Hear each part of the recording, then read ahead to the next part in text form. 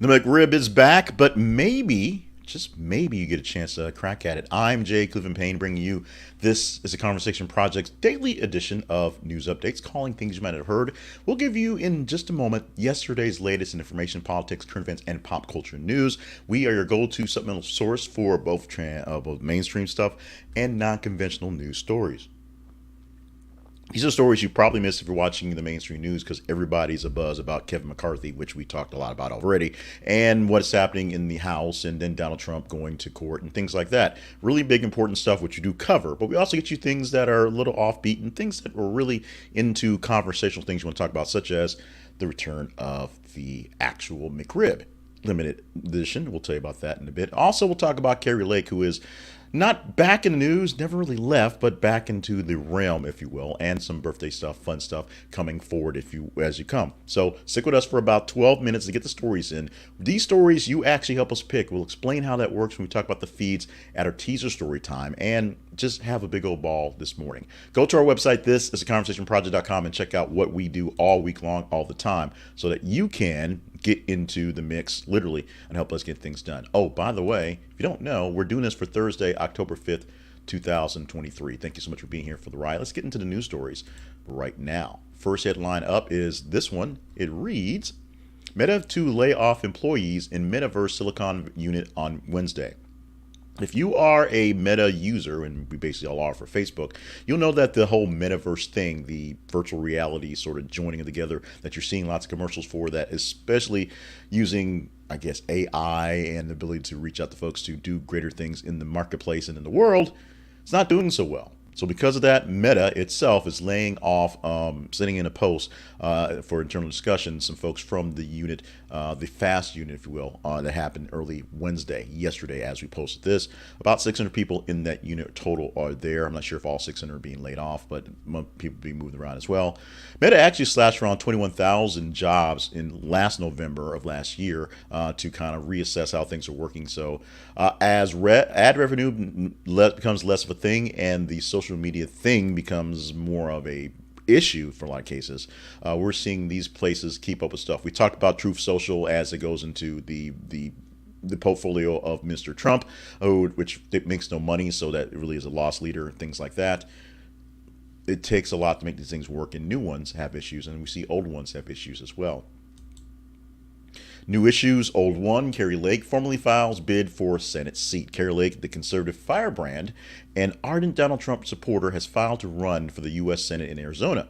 She will enter the race as a heavy favorite to emerge as a GOP primary, but the general election is kind of far less certain because they kind of support her as a Republican.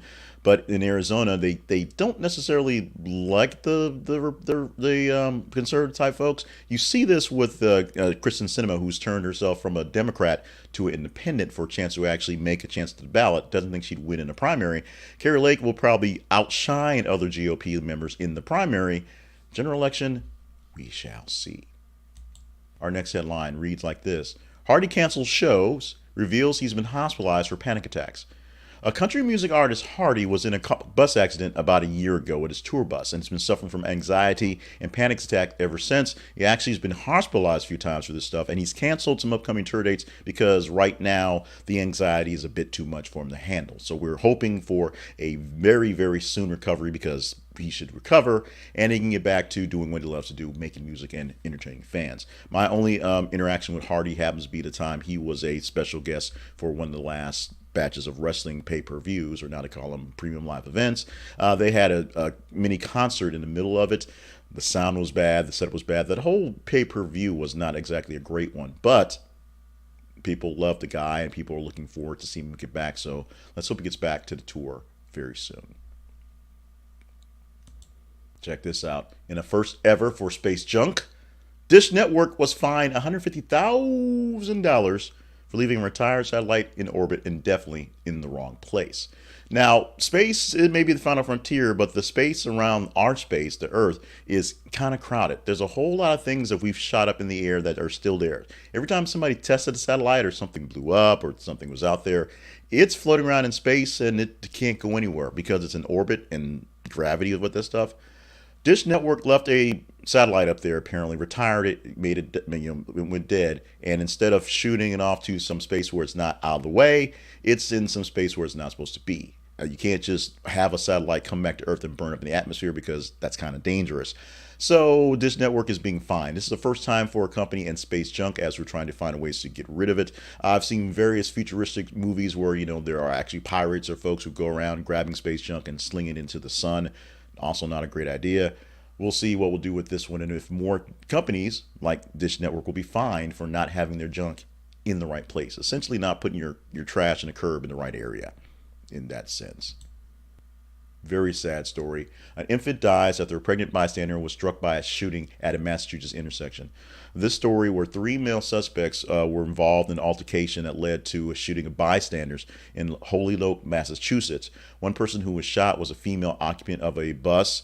She was injured and her baby was killed in the accident. The lady is still in critical condition, still fighting for her life, but the infant could not survive the incident going forward. People are still looking for the three assailants, three suspects in this issue.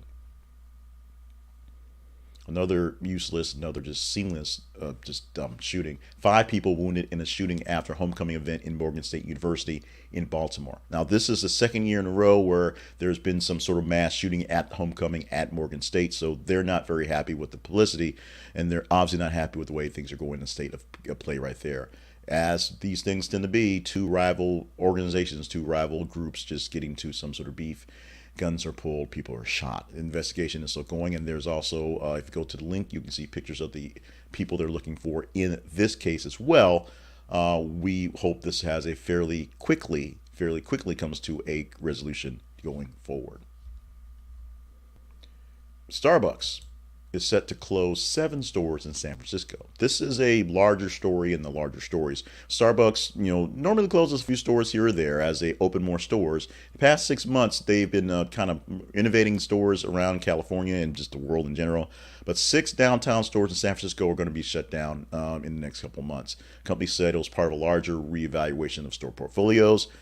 However, San Francisco, one of the hotbeds, hot spots, really hot places where we're seeing a lot of people doing crime in the wide open. And this may be a case where Starbucks thinks it's worth less the hassle to try to make money in a place like San Francisco and these particular stores with the neighborhoods they are in.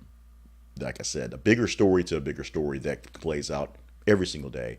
You can read into this what you want to, or you can kind of go with it and read it as a simple press release. Stores are being closed to realign, or crime in San Francisco, many places, they can't handle it. And finally, hopefully you can handle this.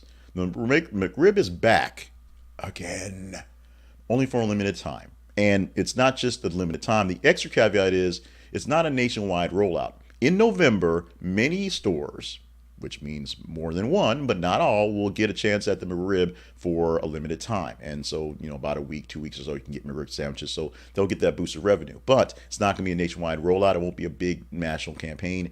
The retirement of McRib, of course, obviously a bold-faced lie, as people bring stuff back all the time. They won't bring back chicken selects, unfortunately, which would be awesome. But they are bringing McRib back because it's kind of popular and they could use the revenue, to be honest. But it will be a limited edition, as in limited edition stores will get that. So if you get it, you are lucky. Trust me, the McRib crews will find out where they are, and there'll be trails of folks driving to various states to get McRib sandwiches while they are available. In today's Apologies, Errors, and Omissions, one quick hit on Fat Bear Week. Fat Bear Week 2023 begins at Katami National Park. You can go to the Fat Bear Week website. You can go to Katami Park's website. You can go to USA Today, the link we have for this story, and you can see a live cam of bears that are fat because they live out in the country where they can get fat. They're going to choose by the end of the week 5 bears to pick from as you can vote on this year's Fat Bear of the Year. I mean, it's cute, it's lovable, it's adorable, and if you're looking for a little something on a week that's been a little bit sketchy, watching fat bears eating salmon out of the stream, that might be what you're looking for. Let's talk about our teaser story for right now, which is going to chance to talk about the feeds, how you get a chance to be a part of the show literally every day by telling us the stories we're talking about. What the feeds are just our links on Facebook and Twitter, or X, which way you want to call it. And we have those feeds where we put out news stories every 50 minutes or so for you to engage in. You simply just go to your feeds, go when you're checking your own stuff, engage in the stories you like, you see that's there. Like them, love them, hate them, share them. The more engagement the story gets, the better chance we have of speaking about it the next day, or for the weekend, the next, after the weekend. We give you 8 stories today from the top 15 stories. Same thing for tomorrow and for Tuesday and Wednesday. Monday, we give you 10 stories from top 30. So that's the only difference in what we have there. More stories to pick from, a few more stories to give you. Can we talk about this one tomorrow? We shall see if you deem this one conversational. It is the headline here from USA Today is end of the Waffle House index? Question mark. Push for $25 wages comes amid strike talk for some workers. A couple things layered in there. The Waffle House index is a whole nother thing about, storms or whatever. I think they use that as a pun. But essentially, there is a movement afoot to bring higher wages to your Waffle House employees. Many fast food workers in many states are now making $20 and $25 an hour as a minimum wage because of the cost of living. That may happen for a Waffle House employee, although there also may be a strike. How diner people strike?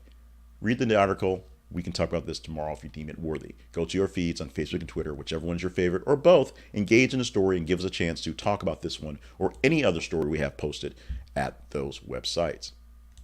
Today's sponsor is AppSumo, who has a great deal going on right today. They are celebrating Taco Day and by giving you even extra big deals on these programs. These are programs, websites, tools that are brand new to the world or some sort of offshoot trying to fight with someone who is already established. And they're giving you a great chance to get in on the door with mostly lifetime deals. And if they're not lifetime deals, they're very big discounts for a limited time. Check them out. Every time AppSumo has a big deal, I buy way too many of these things, and I buy them way too many anytime I get a chance to check it out. Ask Uncle Noah what's going on when you check out AppSumo, but make sure you do it through our link so that we get a bit of credit for it. This is theconversationproject.com/AppSumo. This is theconversationproject.com/AppSumo, AppSumo. Yes, just like it said. The purveyor and lover of tacos, the company AppSumo, are doing you a solid by giving you even extra deals off some great programs. Things that'll help you do some AI voice speaking, some things that help you do some writing, things that help you do some organization, some mail order stuff, and their special AppSumo exclusive programs, such as things I use, such as the calendar program and the email program for the newsletter. Check it out at thisistheconversationproject.com/AppSumo. More details, more stuff to buy. Tell Uncle Noah that we sent you. Conversation Project lives online at thisistheconversationproject.com. What do you see at the Conversation Project? You see me a lot, or you can hear me or just read my words via the newsletter version of this or the audio version of this or the replays of this. We have various other platforms where we have videos and other things that give you news stories and insights that you may have missed from the mainstream media. And all day long, we pop in little videos on TikTok and YouTube Shorts and things like that to give you even more details and a little extra conversation with some things you might not have known. Check us out all over the place, and you find us inside a corner concentrated form at our website. This is theconversationproject.com. Follow us on the feeds and email us at theconversationinbox@gmail.com to let us know what we can do better or what we can do not as worse. And if you think we're doing a fairly good job, consider partnering up with us. Go to our partners page at our website and let us know what we can do to garner a little bit of extra help.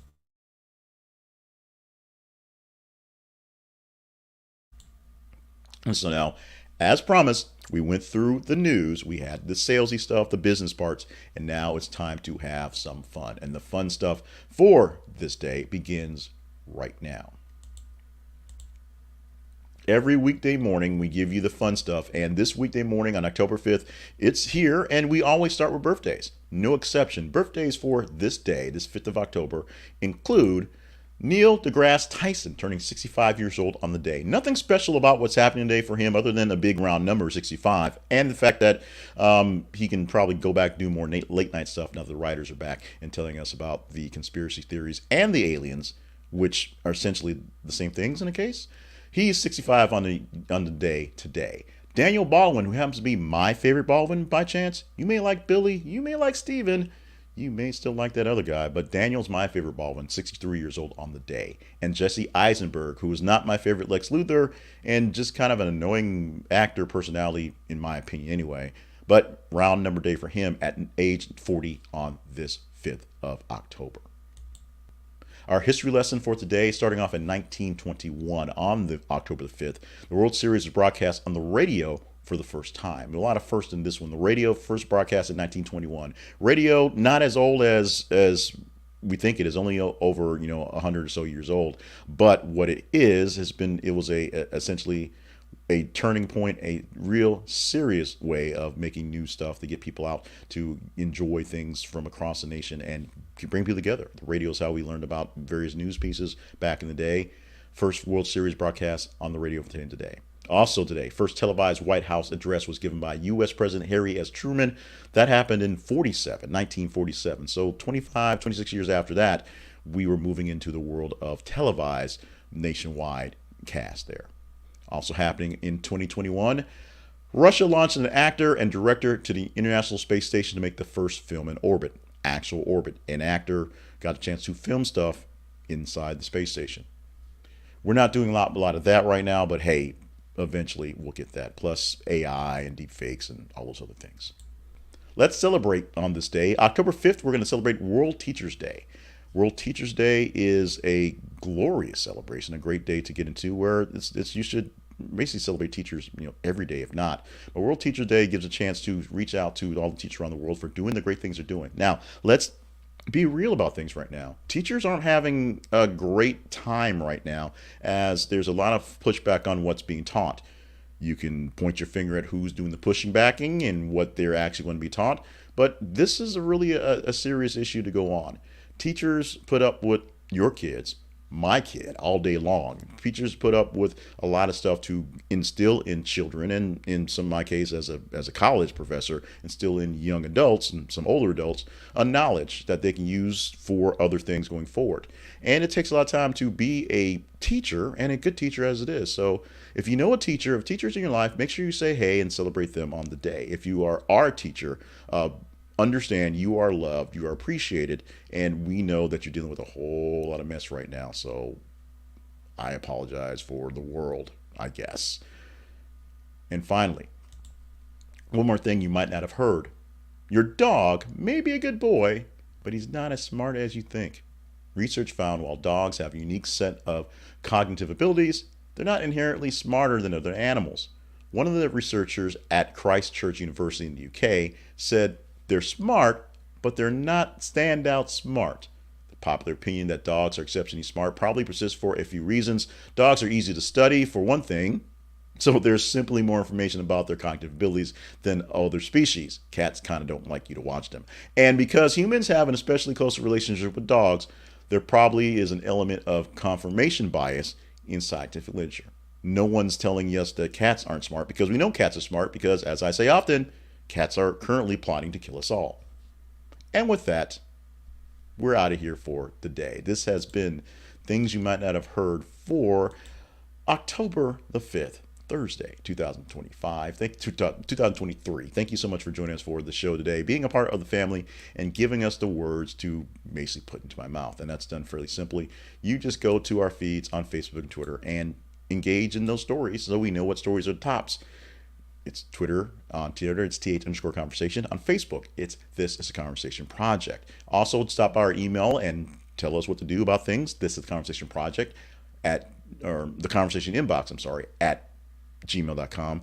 This is the Conversation Project is our website. You can do that as well. And stop by our sponsorships page, our home page, our partners page, and see where you can find us on all platforms. Make sure you're staying hydrated, staying limber and on task for all the grand things we need you here to do for all of us.